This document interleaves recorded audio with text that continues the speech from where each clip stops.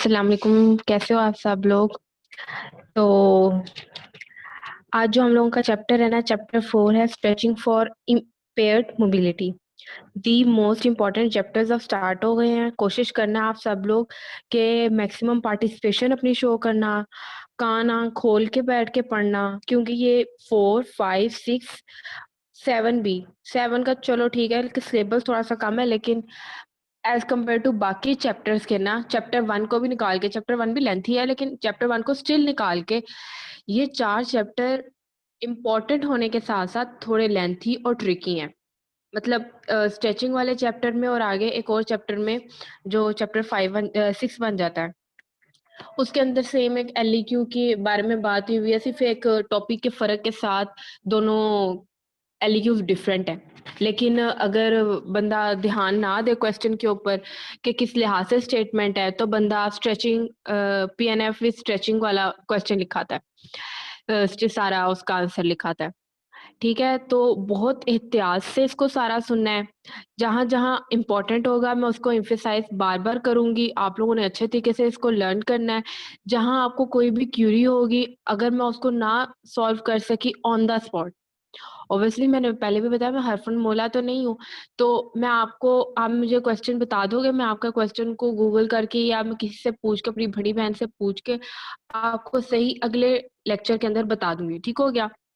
और ये कि हमने इस चैप्टर को 3 पार्ट्स के अंदर डिवाइड करके पढ़ना है।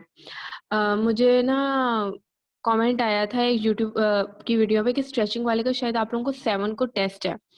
तो उसके लिए ये है कि मैं इस चैप्टर को भगा के पढ़ाने वाली नहीं हूँ। बहुत इम्पोर्टेंट है ये चैप्टर सारे के सारे। अगर 15 तारीख तक सिर्फ़ ये 3 चैप्टर कंप्लीट हो गए और मैनुअल रहेगी, तो कोई मसले वाली बात नहीं है, हम कंप्लीट कर लेंगे। बिल्कुल परेशान नहीं होना है। ठीक हो गया? तो आप लोगों ने बस ये है कि तैयारी अपनी ना इस इन 4 चैप्टर्स को साथ-साथ पढ़ के, रट्टे लगा के, लिख-लिख के, जिस तरीके से हुआ आपने अपनी तैयारी कर लेनी है इन चैप्टर्स की, इनको नहीं छोड़ना। ठीक हो गया?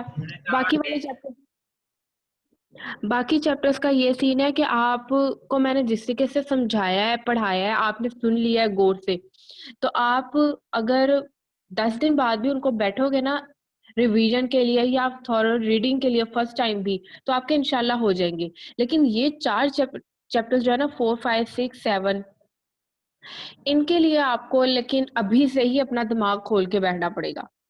क्योंकि ये आपको अभी प्रॉफ में, स्टैंड अप में, आगे अपने क्लिनिकल्स ट्रायल्स में जहाँ पे भी आप जाओगे ना, वहाँ पे आपको हेल्प करेंगी। आपको ये सारी बेसलाइन है, आपको इन चीज़ों की समझ होगी अच्छी तरीके से, तो ही कल आप बाकी अपने जो प्रैक्टिकल्स वगैरह है ना, उनकी पीछे जो लॉजिक है, उनको समझ सकोगे। ठीक हो गया? अब हम बिस्मिल्लाह करते हैं।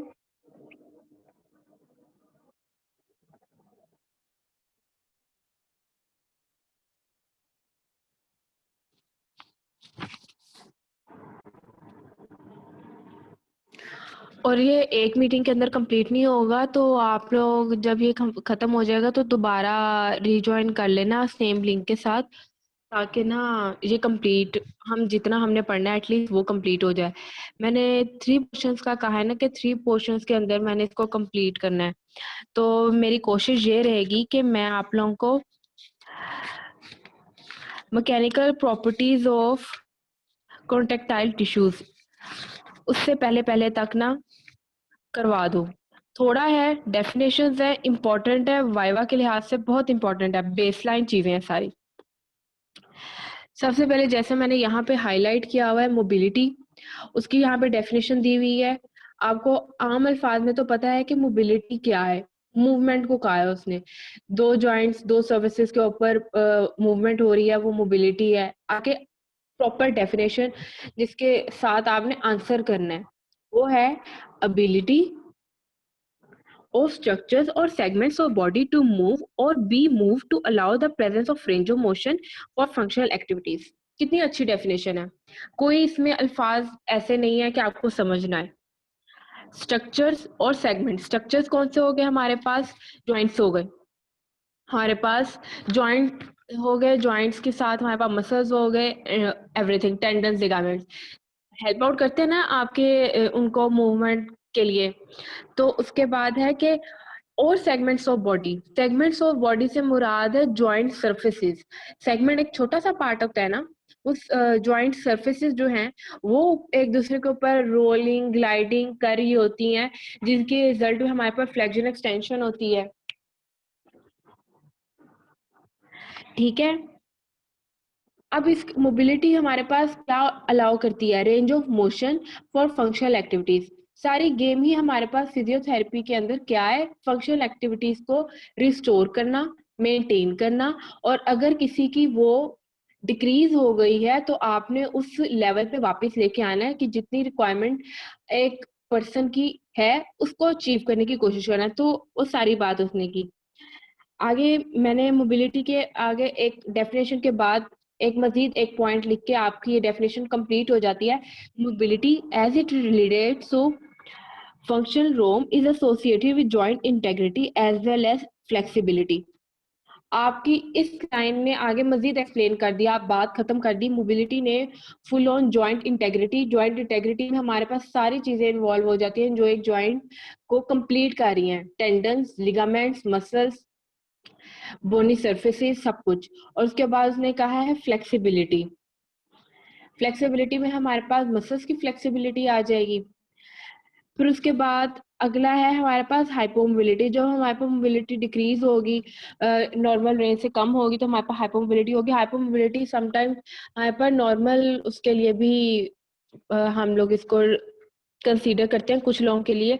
कुछ लोगों की हाइपोमोबिलिटी होती ही नॉर्मल है, जो एक रेंज है ना 180 से वो लोग 170 175 पे, वो हाइपोमोबिलिटी ही वो उसके लिए नॉर्मल है। ठीक हो गया। और कुछ लोगों के लिए हाइपोमोबिलिटी जैसे जिम्नास्टिक्स होते हैं, वो क्या होता है, उनकी बॉडी बहुत ज्यादा हाइपर मोबाइल होती है ना, और वो उनके लिए नॉर्मल है।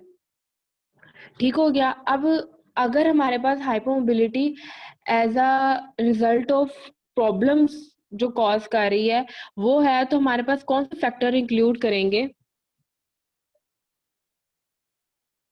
इसके अंदर? हमारे पास 6 फैक्टर्स हैं। पहला, prolonged immobilisation of body segment, sedentary lifestyle, posture malalignment and muscle imbalances, impaired muscle performance associated with an array of MSK or neuromuscular disorder, tissue trauma resulting in inflammation and pain, congenital or acquired deformities.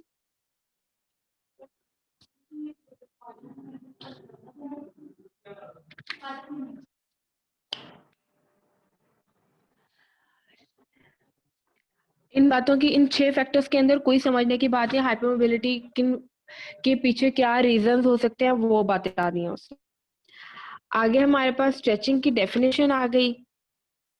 Stretching is a general term used to describe any therapeutic maneuver designed to increase the extensibility of soft tissue, thereby improving flexibility and range of motion by elongation structures that have adaptively shortened and have become hypomobile over time. Very, very important definition है।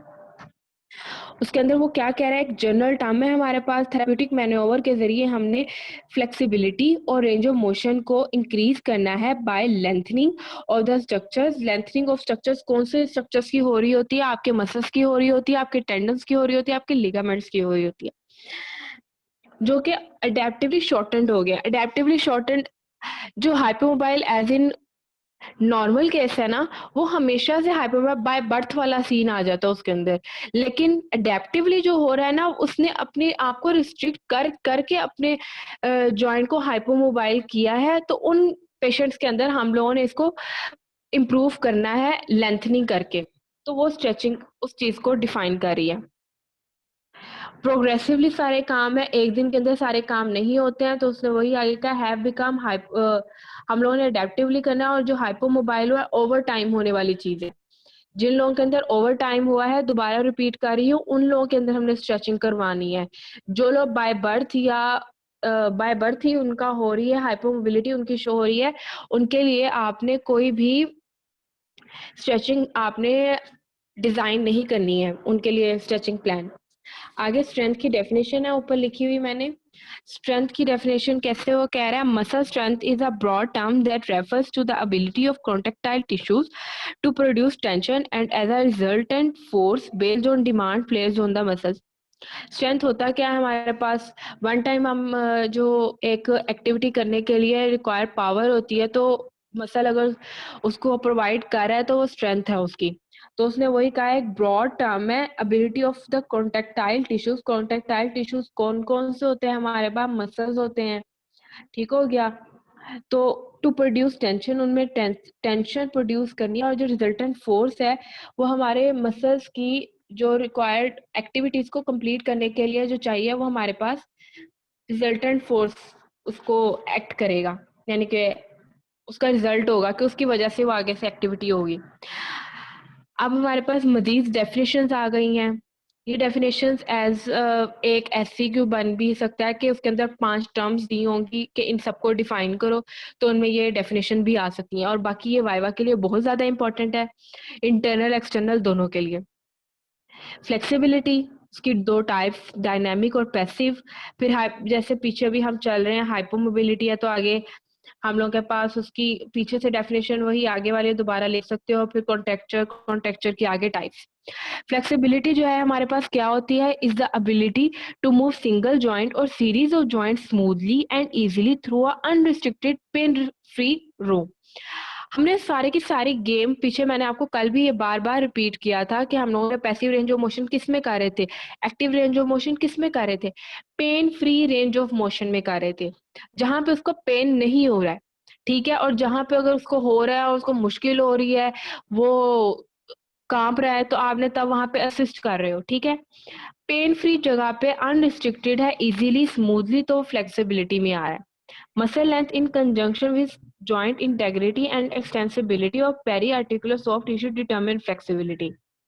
2 factors बता दिए flexibility को, कौन आगे determine कर रहा है, muscle length along with joint integrity and extensibility, कि कितने वो उनके अंदर कितनी लेंथनिंग हो सकती है, कितने वो एक्सटेंट तक मूव कर सकते हैं, ठीक हो गया। और जॉइंट इंटेग्रिटी का मतलब वही है आपके जॉइंट में जिन जिन चीजों की वजह से जॉइंट बन रहा है उनकी हेल्थ, कि वो अपने एट बेस्ट हैं कि नहीं।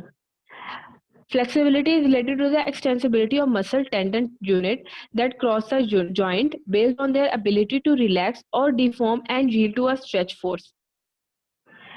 आगे उसने ये फैक्टर्स के बाद बताया कि अब फ्लेक्सिबिलिटी रिलेट किन पे कर रही है, डायरेक्टली किसके साथ अफेक्ट हो रही है, extensibility of muscle tendon units.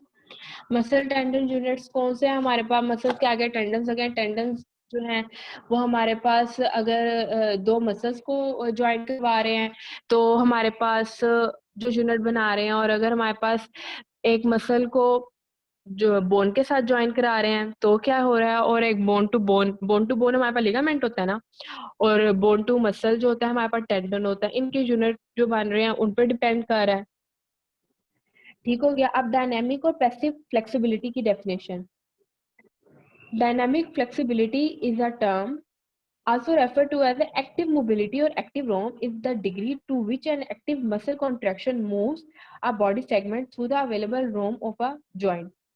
जिस हद तक एक जॉइंट मूव करेगा, मोबिलिटी शो करेगा, फ्लेक्सिबिलिटी शो करेगा, that is called dynamic flexibility.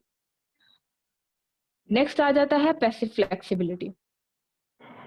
Dynamic flexibility उसने आगे उसका मजीद बता दिया है कि डिपेंडेंट है हमारे पास कि किस हद तक हमारे पास मसल कॉन्ट्रैक्शन हो रही है और अमाउंट ऑफ टिश्यू रेजिस्टेंस कितनी है ड्यूरिंग हमारे पास एक्टिव मूवमेंट। ये आप 2 पॉइंट्स बुलेट्स बना के लिख दो। फिर उसके बाद है passive flexibility. This aspect of flexibility also refer to a passive mobility or passive roam is the degree to which a body segment can be passively moved through the available roam and is dependent on the extensibility of muscles and connective tissues।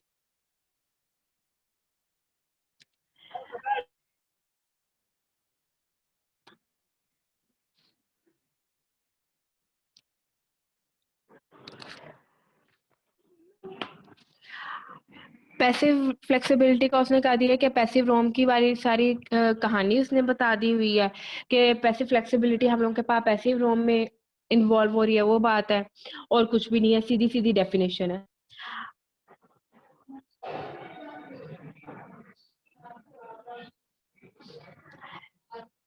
आगे है hypomobility. Hypomobility की वही definition कि हमारे पास अगर restricted motion हो रही है ड्यू टू 6 फैक्टर्स जो ऊपर आपने पहले पीछे पढ़े हैं, वो अगर हैं तो हमारे पास हाइपोमोबिलिटी है। और विद टाइम अडेप्टिव एक्टिविटी हो गई है, हमारे पास अडेप्टिव फीचर हो गया है हमारे जॉइंट का, वो सारी बात है। कॉन्ट्रैक्चर, कॉन्ट्रैक्चर बहुत इंपॉर्टेंट है फॉर एलईक्यू, क्योंकि इसके आगे से हमारे पास टाइप्स आ जाती हैं, ठीक है, लोकेशन आ जाती है, कॉन्ट्रैक्शन और कॉन्ट्रैक्चर में डिफरेंस आ जाता है, तो ये प्रॉपर एक एलईक्यू बन जाता है। ठीक हो गया। 5 मार्क्स का भी बन सकता है और एक पूरा एलईक्यू एज इन 9 तो नहीं आएगा, 5 का इंशाल्लाह आएगा, और छोटा सा है, इतना मुश्किल है भी नहीं। अब उसने कहा है रिस्ट्रिक्शन हुई है, माइल्ड मसल शॉर्टनिंग हुई है और इरिवर्सिबल कॉन्ट्रैक्चर्स बन गए हैं। क्या हुआ है, अब वो कहते हैं कॉन्ट्रैक्चर को हम डिफाइन करते हैं, adaptive shortening of the muscle tendon unit and other soft tissues that cross or surround a joint resulting in significant resistance to passive or active stretch and limitation of ROM which may compromise functional abilities। सादा अल्फाज में, आसान अल्फाज में वो कहता है contractures adaptive shortening of muscles tendon unit, muscles अकेले नहीं, मसल टेंडन यूनिट का हो गया है, वहां पे हमारे पास एडहेजन बने हैं, जब आप मूवमेंट करोगे पेन होगी। जैसे एक तो हम लोग वर्ड यूज करते हैं ना ट्रिगर पॉइंट्स, उनको हम लोग स्लैंग लैंग्वेज में कह देते हैं कि चूहे बन जाते हैं, कि डेब्रिस एक्यूमुलेट हो गया सब कुछ। इन दो चीजों को अब आपने डिफर करके रखना है। ट्रिगर पॉइंट्स जो होते हैं वो होता है डेब्रिस मसल के अंदर क्यूमुलेट हो जाता है, हाथ लगाते हो पता लगता है, एक गिल्टी की तरह फील होती है, लेकिन एज इन गिल्टी नहीं होती, वो डेब्रिस होता है मसल के अंदर। आप उसको मायोफेशियल रिलीज से आप ट्रिगर पॉइंट को रिलीज करते हो, या तो सर्कुलर मोशन में होता है, या टुवर्ड्स द हेड होता है, या towards the other part of body extremities की तरफ होता है। ठीक हो गया। अगर हमारे पास अब कॉन्ट्रैक्चर को इससे कैसे डिफर करना है, अडेप्टिव शॉर्टनिंग ऑफ मसल हो रही है, ठीक हो गया, एडहीजन बन रहे हैं, लेकिन ये आपके पास मायोफेशियल रिलीज से ठीक नहीं होगा, स्ट्रेचिंग से रिलीज होंगे आपकी सारी कॉन्ट्रैक्चर्स। ठीक हो गया। और इसकी वजह से हमारे जो हमारे पास ट्रिगर पॉइंट होता है ना, वो हमारी फंक्शनल एबिलिटीज को अफेक्ट कर रहे होते हैं, नो डाउट, लेकिन हमारे पास कॉन्ट्रैक्चर जो होता है ना, वो प्रॉपर रेंज ऑफ मोशन को डिस्टर्ब कर रहा होता है। क्यों? क्योंकि मसल शॉर्टनिंग हो गई है। ठीक है, मसल शॉर्टनिंग की वजह से हमारे पास क्या हुआ है, जो एक मसल पहले अपने एक प्रॉपर लेंथ में था ना, अब वो छोटा हो गया, छोटा होने की वजह से वो बल्क में आ गया। जैसे हम लोग जब फ्लेक्शन करते हैं तो हमारा जो हमारे बाइसेप्स हैं वो लेंथन हो जाते हैं, ठीक है, और अगर एक्सटेंड करते हैं, ठीक है, तो हम सॉरी, अगर फ्लेक्शन करते हैं तो हमारे पास वो हो जाते हैं,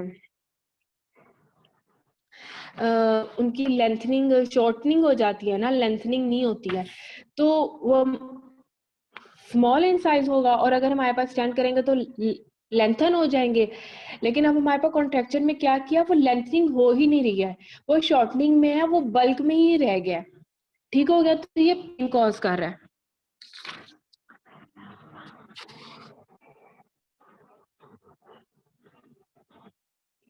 आगे वही उसने शॉर्टनेस, टर्म शॉर्टनेस को पार्शियल लॉस ऑफ मोशन में कहा है, और कॉन्ट्रैक्चर को उसने almost complete loss of motion में कहा है।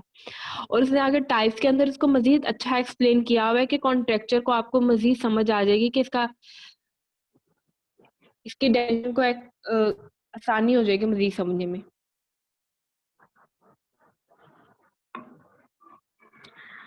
अब आगे आ जाता है हमारा designation of contracture by location. हम लोगों ने कॉन्ट्रैक्चर की लोकेशन को कैसे लोकेट करना है, फिर उसके बाद हमने बताना है कि अच्छा यहाँ पे हमारे पास कॉन्ट्रैक्चर हुआ है, इस मसल का कॉन्ट्रैक्चर हुआ है। सबसे पहले तो वो आपके पास आएगा लिमिटेड रेंज ऑफ मोशन के साथ, हाइपोमोबिलिटी के साथ आएगा, पेन के साथ आएगा। ठीक है, जब वो पेन के साथ आएगा तो आपने क्या करना है, आपने मसल्स आपको पता है कि हमने जब इवेल्युएट करना होता है, हिस्ट्री ले रहे होते हैं, एक हमारे इंस्पेक्शन विद आई होती है और उसके बाद इंस्पेक्शन विद हैंड होता है। जब आप इंस्पेक्शन विद हैंड करते हो ना, तब आपको फील होगा कि ट्रिगर पॉइंट्स ही बने हुए, जहाँ पे वो आम अल्फाज में जैसे पेशेंट कहते हैं नहीं हमें जो जहाँ पे चूहियां बनी हुई हैं, आपको वो फील नहीं होंगे, आपको फील होगी शॉर्टनेस ऑफ मसल की। ठीक हो गया। If a patient has shortened elbow flexors and cannot fully extend the elbow, he or she is said to have an elbow flexion contracture. When a patient cannot fully abduct the leg because of the shortened adductors of hip, he or she is said to have an adduction contracture of hip. Opposite की बात किया कि ये वाला point जब मैं खुद revise कर रही थी, मुझे याद है कि मैंने इसको किस तरीके से अच्छे तरीके से समझा था। बहुत आसान बात है, अगर आपकी एक एक्टिविटी रिस्ट्रिक्ट हुई है, फॉर एग्जाम्पल जैसे उसने बताया है कि पेशेंट जो है हमारे पास फुली एक्सटेंड नहीं कर पा रहा, एल्बो एक्सटेंड नहीं हो पा रही है, तो हमारे पास रीजन एक्सटेंसस के अंदर नहीं होगा, रीजन फ्लेक्सस के अंदर होगा। फ्लेक्सस बेसिकली शॉर्टन हो गए हैं, जिसकी वजह से जब हम एक्सटेंशन के अंदर फ्लेक्सस की लेंथनिंग रिक्वायर है ना, तो वो हमारे पास हेल्प नहीं कर रही हैं, क्योंकि हमारे पास ये अपोजिंग एक्टिविटी के साथ, एंटागोनिस्टिक एक्टिविटी के साथ दोनों हमारे पास फ्लेक्शन और एक्सटेंशन हो रही होती है ना। जब फ्लेक्शन हो रही होगी तो हमारे पास extension antagonist extension antagonist act करेंगे, और जब हमारे पास एक्सटेंशन हो रही होगी तो हमारे पास फ्लेक्सर्स एंटागोनिस्ट एक्ट करेंगे। तो जब हमारे पास हमारा एक एंटागोनिस्ट ग्रुप जो है वो ही हमारे पास शॉर्टन हुआ है, तो हमारे पास एक्सटेंशन नहीं करने दे रहा। बात की समझ आई? मैंने इसको बहुत आसान अल्फाज में समझने की कोशिश की है, लेकिन बात वही है कि अगर आप एक एक लफ्ज को गौर से सुनोगे आपको बहुत अच्छी समझ आएगी। और वही उसने आगे से लेग एबडक्ट नहीं कर पा रहा, तो एडक्टर्स ऑफ हिप में मसला है। क्या मसला है कि वो शॉर्टनिंग कर गए हैं, कॉन्ट्रैक्चर बन गया वहां पे। अब कह रहा है कॉन्ट्रैक्शन और कॉन्ट्रैक्चर में क्या फर्क है। कॉन्ट्रैक्चर के अंदर हमारे पास शॉर्टनिंग होती है, कॉन्ट्रैक्शन के अंदर हमारे पास एक नॉर्मल एक्टिविटी है, जो कि हमारे पास हम लोग एंटोनी टू एक्सटेंशन यूज कर रहे होते हैं। ठीक है, कॉन्ट्रैक्शन के अंदर क्या होता है, हमारे पास मसल जो है वो मसल बल्क जो है बन जाता है। प्रॉपर एक मसल कॉन्ट्रैक्शन के अंदर क्या क्या चीजें एक्ट हो रही होती है, हमारे पास कॉन्ट्रैक्टाइल जो है ना, हमारे पास properties of soft tissue response जो आता है, जिसके अंदर हमारे पास जी लाइंस वगैरह ये सारी हो रही होती हैं, बन रहा होता है वो सारा पॉइंट हमने जो बायोमैकेनिक्स में पढ़ा था सारा, के सार्कोमेर वाली एक्टिविटी जो होती है वो हमारे पास कॉन्ट्रैक्शन बेसिकली, वो सारी उसकी लॉजिक पीछे वो है सार्कोमेर वाली कहानी। लेकिन कॉन्ट्रैक्चर का तो आपको पता लग गया, अडेप्टिव शॉर्टनिंग ऑफ मसल है, जो कि आगे एडिशंस बना रही है और फिर पेन कॉज कर रही है। अब हमारे पास आ जाती हैं टाइप्स ऑफ कॉन्ट्रैक्चर। हमारे पास ये 4 टाइप्स हैं इसकी, मायोस्टैटिक, सूडोमायोस्टैटिक, आर्थोजेनिक एंड पेरीआर्टिकुलर, और आखिरी fibrotic contracture and irreversible contracture. सबसे पहले मायोस्टैटिक कॉन्ट्रैक्चर। मायोस्टैटिक कॉन्ट्रैक्चर में हमारे पास मस्कुलर टेंडरनेस यूनिट जो है, जनरल जो हमारे पास कॉन्ट्रैक्चर के एक डेफिनेशन के अंदर भी हमने बात की कि मस्कुलर टेंडरनेस यूनिट जो है ना उसकी शॉर्टनिंग हो गई है, सिग्निफिकेंट लॉस ऑफ रोम है, और there is no specific muscle pathology present. सिर्फ विद टाइम हमारे पास मसल टेंडरनेस यूनिट जो है उसकी शॉर्टनिंग हुई है, और जिसका हमने नाम दे दिया है मायोस्टैटिक कॉन्ट्रैक्चर को। फिर है सूडोमायोस्टैटिक कॉन्ट्रैक्चर। सूडोमायोस्टैटिक कॉन्ट्रैक्चर जो है इम्पेयर मोबिलिटी एंड लिमिटेड रोम की वजह से हो रहा है। अब क्या हो रहा है, हाइपरटोनिसिटी हो रही है यहाँ पे मसल के अंदर। हाइपरटोनिसिटी के अंदर भी क्या होता है, जब टोन आप फ्लेक्शन करते हो, ठीक है, आपका मसल टोन अप हो जाता है। टोन अप हो जाता है जब आप उसको हाथ लगाते हो, आपके जो बाइसेप्स हैं, तो वो हार्ड हुए होते हैं, वो टोन अप होते हैं बेसिकली। ठीक हो गया ना? तो यहाँ पे वो यही बात कर रहा है कि impaired mobility, limited range of motion हुई है, लेकिन हाइपरटोनिसिटी की वजह से। हाइपरटोनिसिटी की वजह से क्या हो गई है, शॉर्टनिंग ऑफ मसल हुई है, तभी हमारे पास हाइपरटोनिसिटी हुई है। ये हमारे पास क्या कर रहा है, किस वजह से हो रहा है, आगे से सीएनएस लीजन्स हो सकती हैं, सेरेब्रोवास्कुलर एक्सीडेंट हो सकता है, स्पाइनल कॉर्ड इंजरी हो सकती है, ट्रॉमेटिक ब्रेन इंजरी हो सकती है, जिसकी वजह से हमारे पास सूडोमायोस्टैटिक कॉन्ट्रैक्चर्स हो रहे हैं। अब है आर्थ्रोजेनिक एंड पेरिआर्टिकुलर कॉन्ट्रैक्चर, जो कि हमारे पास जॉइंट के अंदर adhesion, synovial proliferation, joint fusion, irregularities इन आर्टिकुलर कार्टिलेज और ओस्टियोफाइट फॉर्मेशन की वजह से हुए हैं। अब हमारे पास एडहेजन्स, साइनोवियल proliferation, जॉइंट डिफ्यूजन में ये होता है कि हमारे पास फ्लूइड है ना, वो वहाँ से रिलीज होने लग गया, और हमारे पास जो साइनोवियल फ्लूइड रिक्वायर्ड है जितना एक एक्टिविटी को परफॉर्म करने के लिए, कि हमारे पास रेजिस्टेंस ना कॉज हो वहाँ पे जॉइंट के अंदर, तो एडिशंस बनने लग गए हैं, पेन होने लग गया है, मसल हाइपोमोबाइल हो गया। हाइपोमोबाइल होने की वजह से उसने अपने जॉइंट को रिस्ट्रिक्ट कर लिया। रिस्ट्रिक्ट करने की वजह से मसल जिस लेवल पे हमारे पास उसने लिमिट कर दिया अपने जॉइंट को।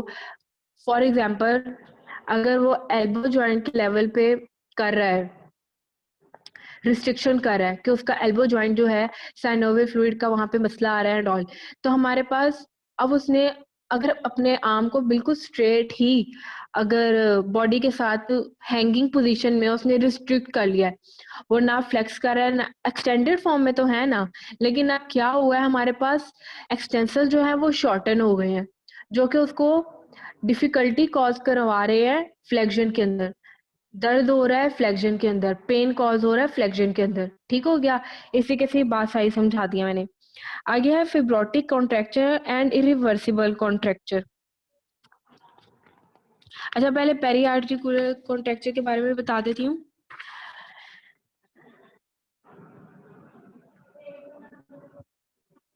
जो हमारे पास पेरी आर्टिकुलर हमें पता है ना कि आर्टिकुलर स्ट्रक्चर होते हैं और एक पेरी आर्टिकुलर स्ट्रक्चर होते हैं। आर्टिकुलर स्ट्रक्चर में हमारे पास जॉइंट सर्फेसिस, जॉइंट बोन्स आ गई हैं, टेंडन लिगामेंट आ गया है, लेकिन हमारे पास पेरी आर्टिकुलर में हमारे पास जो इन सर्फेसिस को कवर कर रही होती हैं, वो आ जाते हैं, मसल्स आ जाते होते हैं इसमें। तो वो कह रहा है कि अगर हमारे पास उसके अंदर कोई मसला हो रहा है ना, कैप्सूल के अंदर कोई मसला हो रहा है, टेंडन के अंदर कोई मसला हो रहा है, जो कि हमारे पास लॉस ऑफ मोबिलिटी कॉज कर रहा है, तो हमारे पास इसकी डिफाइन हम किस टर्म के अंडर करते हैं, पेरी आर्टिकुलर कॉन्ट्रैक्चर के।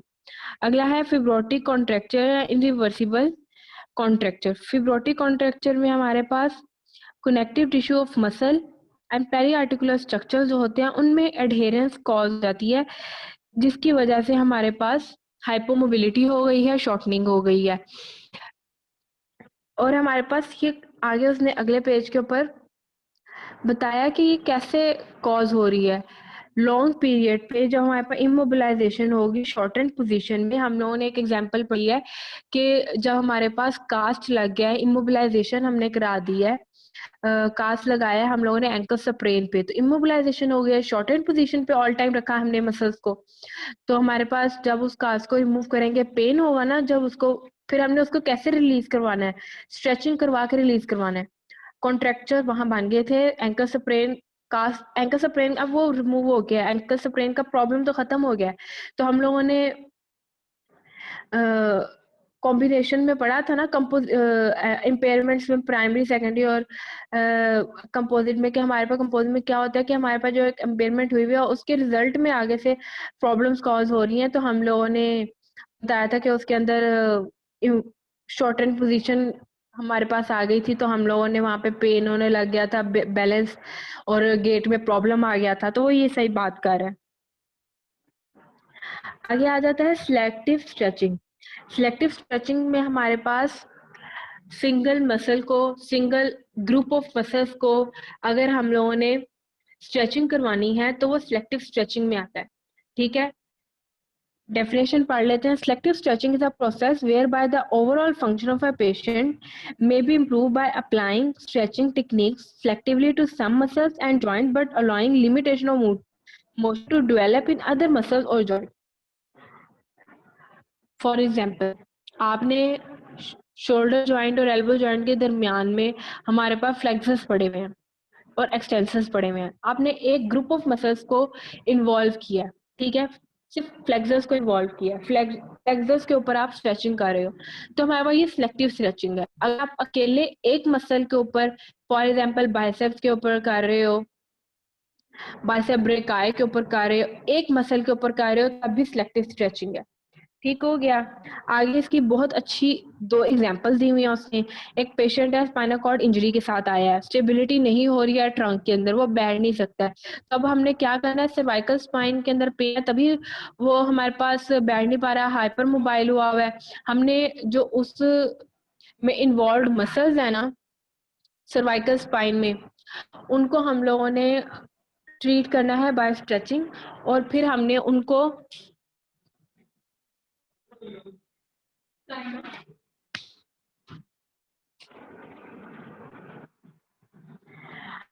उनकी हमने स्ट्रेचिंग करनी है, जिसकी वजह से हम लोग जो है सर्वाइकल स्पाइन को बैक टू इंडिपेंडेंट सिटिंग के अंदर आ सकेंगे। तो हमारे पास कौन से हमने मसल को इन्वॉल्व करना है यहाँ पे, हैमस्ट्रिंग को।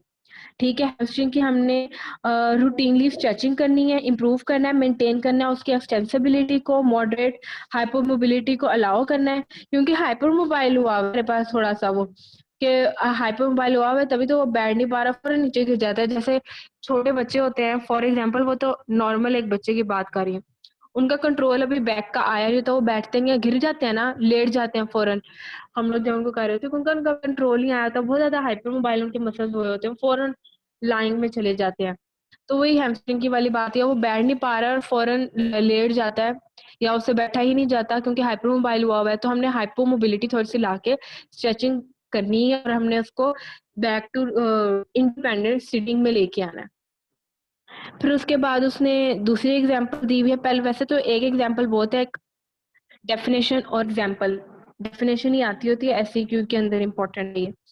तो हमारे पास अगली एग्जांपल के अंदर वैसे ये है कि हमारे पास लॉन्ग फ्लेक्सर्स ऑफ फिंगर को स्लाइटली हाइपरमोबाइल हो गया, तो हम लोगों ने मोबिलिटी ऑफ रिस्ट को एनेबल करने के लिए पेशेंट जो है उसकी हमने जो है इंट्रिंसिक मसल्स और फिंगर जो है ना उनकी स्ट्रेचिंग करवानी है। ये भी वही कह रहा है कि हमारे पास फॉर एग्जांपल एक पेशेंट जो है स्पाइनल कॉर्ड इंजरी के साथ आया है, हमने जो है उसके लॉन्ग फ्लेक्सर जो है वो हाइपोमाइल हो गए हैं कॉन्ट्रैक्चर की वजह से। तो हमने क्या करना है, इंट्रिंसिक मसल्स जो कि इन्वॉल्व है हमारे पास, जैसे डीआईपी वगैरह होते हैं, उनको जो है हम लोगों ने स्ट्रेचिंग करवा के हमने हेल्प करना है उसके फ्लेक्सर्स को। ठीक हो गया।